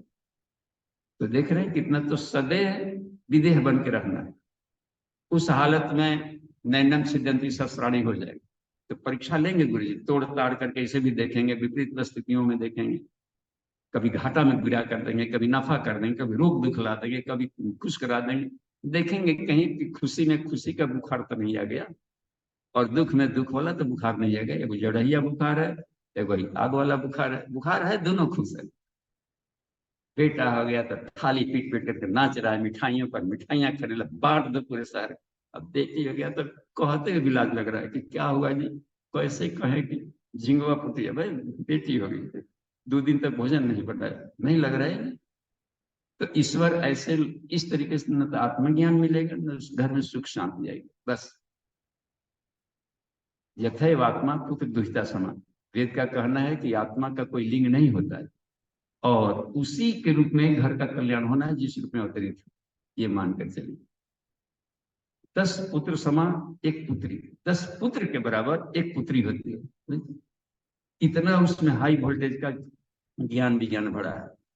जनक का उदाहरण दिया है प्रज्ञोपनिषद में, जनक का उदाहरण दिया गया कि जनक के पास केवल बेटियां थी लेकिन कीर्ति बना उन्हीं को संस्कारित करे। रावण के पास बेटे 1 लाख पुत्र, 1.25 लाख नाती, 2.25 लाख तो हो गए। और घर में कोई भी नहीं रहा जराने वाला या बाती, संस्कार नहीं दिया, रह गई ना बात। तो आत्मा दोनों में एक ही वैरायटी का रहता है, हमें सिर्फ संस्कारित करना। मनु की एक ही पुत्री थी ईला, उन्होंने इतना संस्कारित किया कि एक बार ब्रह्मा को भी यज्ञ कराना हुआ सारे ऋषिगणों को, तो कोई आचार्य नहीं मिल रहा था मनु की तरह, उनको तबीयत थोड़ी सी ये हो गई थी, तो अभी यज्ञ कराने की स्थिति में नहीं। तो कौन आपके बराबर है, आगे नहीं टला जा सकता है, करना ही करना है। तो खोजने पर उन्हीं की पुत्री मिली ईला, और ईला यज्ञ करा रही थी, सारे ऋषिगण जजमान बने हुए थे ब्रह्मा तक। तो वो वाली अवस्था में हम कब लाएंगे, क्या कुछ करेंगे, ये स्थिति बने चाहिए। सुलभा जनक के राज्य में बोल दे कि मैं शादी तभी करूंगी जब हमारे इक्विवेलेंट कोई ज्ञानी लड़का मिलेगा, हमारे बराबरी का ब्रह्म ज्ञानी। कल ही ढेर सारा कतार खड़ा कर देंगे। दूसरे दिन इतने ब्रह्म ज्ञान वाले स्टूडेंट्स को खड़ा कर दिए, उसके एज फैक्टर वाले 5 मिनट भी नहीं टिक पाए उसके ज्ञान के सामने। फिर बाद में गृहस्थों कहा, गृहस्थ लोग हैं, ज्ञानी तो हैं लेकिन वो बैचलर नहीं चलेगा, यहां तक सुलभा ने कह दिया। गृहस्थों में से भी कोई नहीं निकला उसको ज्ञान देने वाला। तो कहा अंत में जनक ने कि हे सुलभा, पुरुषों का इज्जत बचाने के लिए लगता है कि भूमि शस्त्र प्राप्त करनी पड़ेगी। ओके, मंजूर है। ये देखिए कभी गरिमा, ये है अब 6 महीने का कोर्स चलने वाला है जो दक्षिणाचार्य। कहा जाता है कि सुलभा के प्रश्नोत्तरी से राजा जनक को पसीने आ गए। अंत में कहा कि हे जनक, मैं आजीवन भले बैचलर रह जाऊं कुमारी, लेकिन विद्या को अपमानित नहीं होने दूंगी, बस पुरुषों को ज्ञान देते चलूंगी। ये है कभी गरिमा। तो कहाँ किसके लिए जीना था, किसके लिए हम जी रहे हैं, कहाँ जी रहे हैं। ठीक है, जिम्मेदारियां थी परिवार के लिए, घर परिवार में बाल बच्चे की, लेकिन ये हमारा लक्ष्य तो नहीं है। अंतिम लक्ष्य हमेशा रखना चाहिए आत्मावारिज्ञतव्य, आत्मारुषतव्य, आत्मावारिक ध्यातव्य, मंतव्य। बस उसमें प्रगति नहीं हो तो प्रगति नहीं मानते। जब प्रगति शब्द लिखा जाता है ना, गुरुदेव कहा कि आत्मिकी के क्षेत्र में आगे बढ़ने को प्रगति कहते हैं, संसार के क्षेत्र में आगे बढ़ने को प्रतिभा कहते हैं। ठीक है, तो हर एक शब्दों के भीतर में आर पार के वो इनलाइटेड। ठीक है, देखते हैं समय कितना हुआ है। चलिए, है अभी प्रश्नोत्तरी चल सकती, कहाँ से आवाजें चलिए। कैसे पता चले कि हम वैसे तो दिन भर के दिनचर्या में कैसे पता चले कि हम वृत्त बना रहे हैं। हुमन जी, आप अब माइक ले लीजिए और पूछिए क्या है। दीदी कह रही है कि चित्त में वृत्ति कैसे बन जाती है, क्योंकि हम तो दिन भर की ये कार्यक्रम कर रहे हैं, कैसे पता लगे कि ये जो है हमारी काम है वृत्ति बनती है। बहुत सरल है, किसी भी चीज को या तो रूप का आनंद ले रहे होंगे, या रस का, या गंध का, या शब्द का, या स्पर्श का, तो ये 5 ही तो विषय का हो गया। एक और भी होता है आनंद, क्योंकि इंद्रियों में एक छठी इंद्रिया है मन, अपने ढंग का बुझबुझी पकाने वाला विचार। ऐसे विचारों को ले आना जिसमें खाली सुख सुख मिल रहा है, ऐसी चीजों को केवल स्वप्न, सुख को ढूंढने वाले ही केवल विचार जाए। दुख में सुख ढूंढने वाला विचार भी आना चाहिए। जब ईश्वर आनंदमय है और सब जगह है तो दुख में भी होगा, तो फिर हम सुख सुख के ही क्यों पकौड़ी पका रहे थे, कैसा हो जाता, वो हो जाता, एक हो जाता है, वो बन जाता है, नहीं रहा कि आप मनोनुकूल सोच रहा था। अच्छा, तो रस लेकर किसी भी काम को करें, रस लेकर और रिपीट एंड रिपीट कर लिया 2 दिन 4 दिन 10 दिन, तो उसकी जड़ें गहरी होती जा रही है और अब चेतन मन कितनी गहरी चली जाएंगे, जैसे मुरई हो छोटा सा रहेगा तो क्यों निकल गया, और उसकी कोई एक हाथ भीतर चला गया तो टूटेगा, निकलेगा नहीं, बस उसमें तो रूट गहरा चला जाता है। तो चित्त वृत्त तब बनाता है जबकि रिपीट एंड रिपीट रस लेकर एक से अधिक बार कर ले, या तब तक करे जब तक से उसको पॉजिटिव लाभ ले रहे हैं। किताब में पहला दूसरा क्लास मैट्रिक क्लास एक पीरियड है ना जी, एक सब होल लाइफ थोड़े कोई मैट्रिक में पढ़ते रह जाएगा, कॉलेज में भी तो जाना है। तो शास्त्रानुवर्तनम त्यक्त्वा त्यक्त्वा देहानुवर्तनम लोकानुवर्तनम त्यक्त्वा, है ये बात नहीं आ रही है। अध्यास स्वाध्यास, स्वाध्यास जो है अपनयन करो, इसका भी अभ्यास करो और डिपेंडेंसी खत्म करें, केवल तत्व ज्ञान पर हम आश्रित हैं। बाहर से लोगों को तो लगेगा कि सब काम करते रहे, काम करने की मनाही नहीं है, उसको एक भी दिन नहीं छोड़ा जाए जो ड्यूटी है। सिर्फ मन ही मन का जो चिपकाव था उसको भी देखें कि हमारी शाश्वत नहीं है, ड्यूटी कर रहे हैं, लेकिन हमारी ड्यूटी ये भी थी कि इस एंगल विजन से करना था, इस ज्ञान को लेकर करना था, इस भाव से करना था, इस भाव से कर लिया, भोग बुद्धि से किए तो चित्त की वृत्तियां मजबूत हुई और वो प्राण चूसेगा, लगेगा कि हम सुख भोग रहे हैं। जहां भी किसी में तो विषय अपने को कमजोर करते जाते हैं। भोग भोगते समय यदि योग बुद्धि से कर रहे हैं तो वही विषय, वही प्रैक्टिकल आत्मा के तेज को बढ़ाते जाएगा। इसलिए कर्म करता रहे या नहीं करता रहे, ऐसा शब्द दिया है इसमें। उसकी चेतना लिप्त नहीं होगी और चमकीली होती जाएगी, और प्रैक्टिकल करने से और उसका चमक बढ़ेगा। बाहर से देखने वालों को कंफ्यूजन हो सकता है, अपने जैसा अनुमान लगा लेता है। देखो रामकृष्ण परमहंस से किसी ने पूछा कि आप तो सब्जी मार्केट जाते हैं तो आप तो घंटों लगा देते हैं, ये सब्जी देखना वो देखना, सारे जना कहते हैं इधर देखिए कद्दू वद्दू कोई बेचता, हमने देखा है कि जिसको नहीं भी खरीदना है नाखून गड़ा देता है, खून करके रखता है, सबको अपना सर्टिफिकेट छोड़ दे। तो वो घूम रहे थे सब जगह अपना देख रहे थे, तो लोग कहा कि आप तो संत हैं और इतना सब्जी खरीदने में इतना टाइम रस लेकर करते, कहा कि ये भी नहीं करने दोगे हम धरती पर टिकेंगे नहीं। तो ये सब मनोरंजन के रूप में करते हैं, तुमको लग रहा है ऐसा करने के लिए लोगों के बीच में रहना उठना बैठा, तो योगी होते हैं वो बच्चों में बच्चा बन के रहेंगे, और वही ज्ञानियों के बीच में महाज्ञानी। किसी भी फील्ड में उनको रख देने लगेगा कि इसमें का सुप्रीमो है ये, बस उसकी तरह गंजड़ियों के बीच में रहेगा, खुद नहीं पिएगा, खुद निसंसर्ग रहेगा, क्यों छोड़े। तो उसके जनरेशन गैपिंग नहीं होगा, बस पदार्थ जगत है। राजा जनक राजा होते हुए भी अपने पेट भरने के लिए हल चला रहा है कोई व्यक्ति, समझिए, अपने पेट भरने के लिए हल चला रहा है। जितने भी राज्य के खजाने हैं प्रजा की है संपत्ति, इस भाव से उस भाव से उन्हें जीना पड़ता। तो चित्त की वृत्तियां यानी आसक्ति, चित्त माने आसक्ति महाकाल है, आसक्ति को बहुत गाढ़ा न होने दें, उतने दूर तक घुटना तक ले जाए, होता है ना, दलदल में जाना है तो कितना उतरे गड्ढे में, उतना उतरे कि सहारा के लिए चिल्लाना न पड़े। तो घुटना तक रहे तो लसड़ी फसड़ी किदाई में निकल जाएगा, और यदि जांग तक घुस गए तो थोड़ा सा चलने में और दिक्कत आएगी। कमर तक भी आ गया, छाती तक हो गए तो और चलने में दिक्कत आएगी, और यदि आकंठ हाथ भी डूब गया तो वो दलदल डुबा देगा, क्योंकि बचाने भी कोई जाएगा तो खोपड़ी पकड़ाएगा उसका, अब खोपड़ी अलग हो जाएगा, शरीर अलग हो जाएगा। इसलिए दलदल में कूदना है तो त्रिपादस्याम कम देवी पादों से विश्वाभूतानि, 3 एक अनुपात में हमेशा रखें। 3 हिस्सा हमेशा कॉन्शियसनेस में जिया जाए, और एक हिस्सा हमेशा रखा जाए ब्रह्मांड के भीतर में, जो ईश्वर का एक स्वरूप है, जो पुरुष सूक्त है, बहुत ही कमाल के टेक्निक बताता है हमें वेद। इस अपरा प्रकृति में सरवाइव करने की इतना शानदार टेक्निक बताता है, इसे गणित है, वैदिक साइंस है ये। पाद से विश्वा होता है,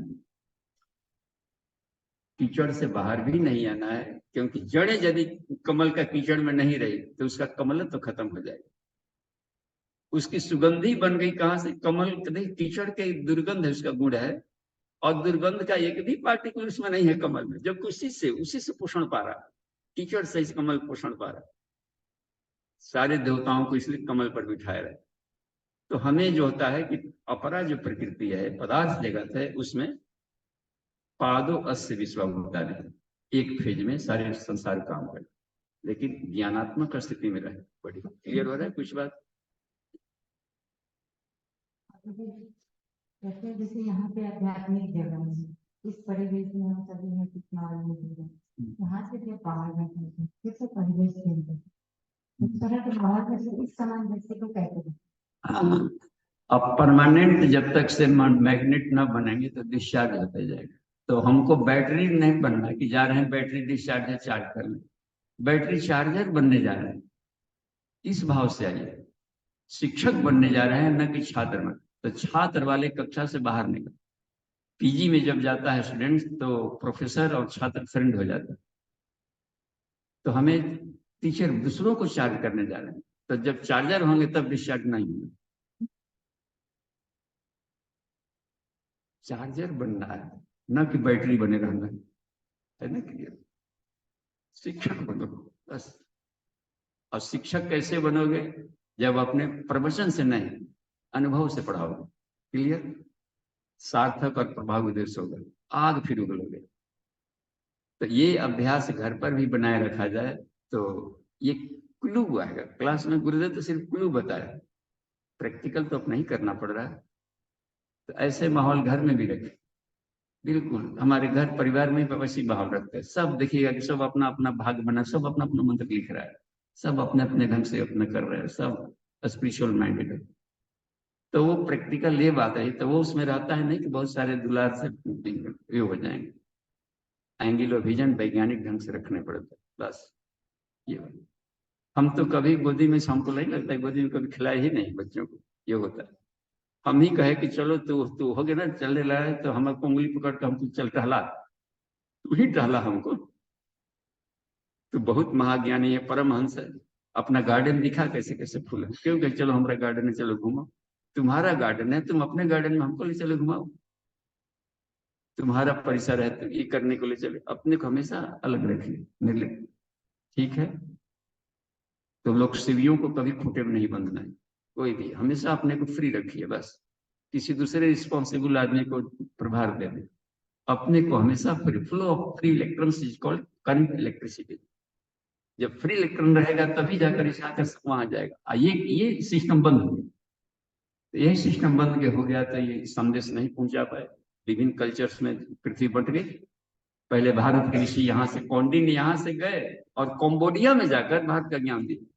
उन्हीं के नाम पर कंबोडिया शहर आके बन। तुलस ऋषि यहाँ थे, ऑस्ट्रेलिया में जाकर महाद्वीप को संभाला। ये बात माइग्रेटिंग वही ना करेगा जी जब यहाँ से किसी खूंटे में नहीं बंधा हो। तो हमेशा जो सक्रिय कार्य करना है, जो किसी भी खूंटे दे, किसी भी सिस्टम में अपने को मत बांधिए, हमेशा फ्री रखिए। तो वो चमक देवर्षि नारद की तरह परिता व्रजति इति परिव्राजकः, जो स्वतंत्रता पूर्वक हर क्षण कहीं विचरण कर सकता है, कोई सिस्टम कोई खूंटापन नहीं। तो ऐसे तत्वों के विष्णु ऐसे ही लोगों को माध्यम बनाते, क्योंकि विश्वव्यापी चेतना जानी। एक खूंटम बढ़ गए तो पूरे विश्व कैसे जाए? वसुधैव कुटुंबकम किताब के पन्नों में सिर्फ रहेगा बस। तो शुरुआत करनी है सिर्फ अपने घर परिवार से, लेकिन इन संसाधनों को, इन सिस्टम को हमें विश्व के लिए खर्च करनी है। ठीक, तो समय देख लेते हैं, 2 मिनट है। बहुत जल्दी आपने आत्म भाव में जो उदाहरण, तो आत्म भाव में शरीर ऐसा क्या आता है उसको जो है जल उसको डुबो नहीं सकता और अग्नि उसको जला नहीं सकता। हाँ, एक ग्रीसिंग हो जाता है आत्मा जो निकल, अल्फा स्टेट जिसको कहेंगे। हालांकि ये अल्फा नहीं है जो साइंस वाला उपयोग करता है। आध्यात्मिक आभा मंडल को यहाँ अल्फा कहा गया बस। इंद्र, अल्फा माने इंद्र, अल्फा पार्टिकल को इंद्र शब्द का प्रयोग किया है गुरु जी ने। तो आत्मिकी के प्रकाश जब बढ़ेगा तो वो आपके आनंदमय कोष, विज्ञानमय कोष, मनोमय कोष, प्राणमय कोष और अन्नमय कोष में भी उसकी किरणें निकलकर थोड़ी और बाहर तक जाएगी, 15 मीटर दूर तक उसकी औरा काम करे। तो ये बन गया औरा। तो फिर उस अवस्था में रोग होगा ही नहीं होगा कभी, क्योंकि न्यूरो ह्यूमरस सिक्रेशन निकलता है उसी फेज में। आत्मस्थिति में जब जब होंगे तो एक रसायन की वर्षा शरीर में होने लगती है। Pain killer, highly pain killer निकलता है, आनंद ऑक्सीटोसिन निकलने लगता है, गजब का।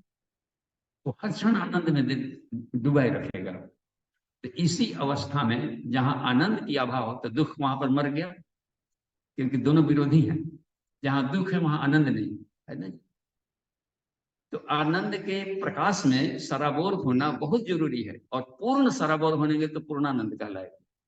एक बॉडी केवल आनंद में कुछ भर हुआ तो बाकी नहीं हुआ नमे वगैरह, तो ऊपर वाला लेयर में खाली एसी लगा है, नीचे वाले में कीचड़ गंध और मक्खर सब काट रहे हैं, ये रहेगा। अन्न में कोष में छींटे आते हैं। तो योगी का मतलब ऐसा बनना है ताकि उसको बस पांचों कोषों में उसकी आभा चमकती दिखाई पड़े। तो ये कहेगा कि पांचों कोषों की कुंडलिनी जगी, उसकी आत्मिक प्रकाश आया। क्लियर हो रहा है? ठीक है, तो समय हो गया है शांति पाठ का। हाँ जी, हाँ जी,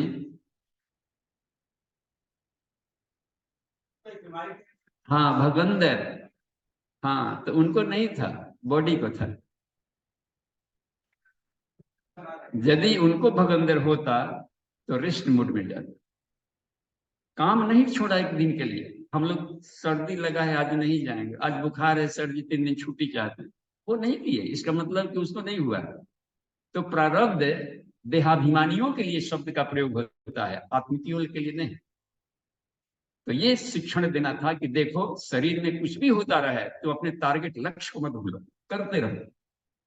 16 वर्ष तक आगे ढोकर ले गए, इतना काम करके जो कर दिया, क्योंकि प्रारब्ध है ना, तो अपने किए हुए के प्रारब्ध भी आएंगे बॉडी पर। एक और ये बात है कि जब अब तक हमने जो समझा था उसमें ऐसा है कि जब आत्मज्ञान हो जाता है, आत्मा की प्राप्ति हो जाती है, तब आत्मा का क्षय हो जाता है। हाँ। तब तक प्रारब्ध या वो अवस्था में थे, उसका आगे प्रोग्रेस कर रहे थे, हाँ। या आत्मा को प्राप्त नहीं कर पाए। जी, तो ये जो प्रारब्ध शब्द है इसकी पहुंच सिर्फ शरीर तक है, आत्मा तक नहीं है।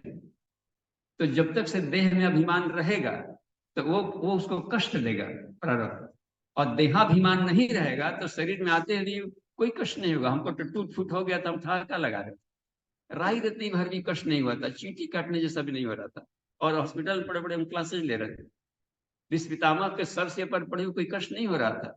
इसका मतलब है कि इससे प्रारब्ध सब देहाभिमानियों के लिए, क्योंकि वो बड़ी नहीं है ना। वो हम लोग अपने एंगल ऑफ विजन से देख लेते हैं, अपना मूल्यांकन करते हैं, उसको कुछ नहीं हुआ था। और शरीर वहा ही नहीं थे, शंकराचार्य शरीर नहीं थे, शून्य की सिद्धि कर ले। तो जो शरीर नहीं थे उसको फिर उसको नहीं हो रहा था, हम लोग पदार्थों को उसके मकान को गुरुजी मान लिए।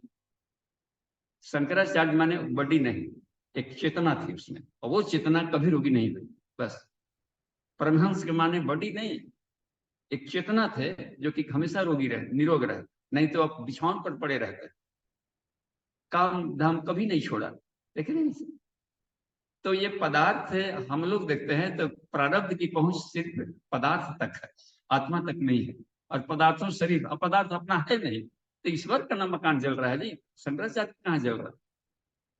तो हमारा बॉडी टूटा था तो हमने प्रेयर नहीं किया कि तुम्हारा शरीर टूटा है तुम रो, हम क्यों रोए, हम तो किराएदार है, दूसरा फ्लैट लेंगे मजे में रहेंगे बल्ले बल्ले। तो देखा कि अच्छा किराएदार, इसको बचाना चाहिए, सारे देवता टूट पड़े बचाने के लिए बस। तो ये वाली भाव से जीते हैं कबीर की तरह। तुम्हारी बॉडी तुम्हारी है, इसी को अपना इंक्रोचमेंट हटाने को सोहम साधना करते हैं बस। इस बॉडी पर से अपना इंक्रोचमेंट हटे, ईश्वर के प्रभार आ जाए, ईश्वर के काम में लगे, इसको कहते हैं सोहम साधना। ओके, ठीक है, शांति पाठ चले हैं। जय सलाम। ओम शांति ही शांति समाप्ति प्रणाम।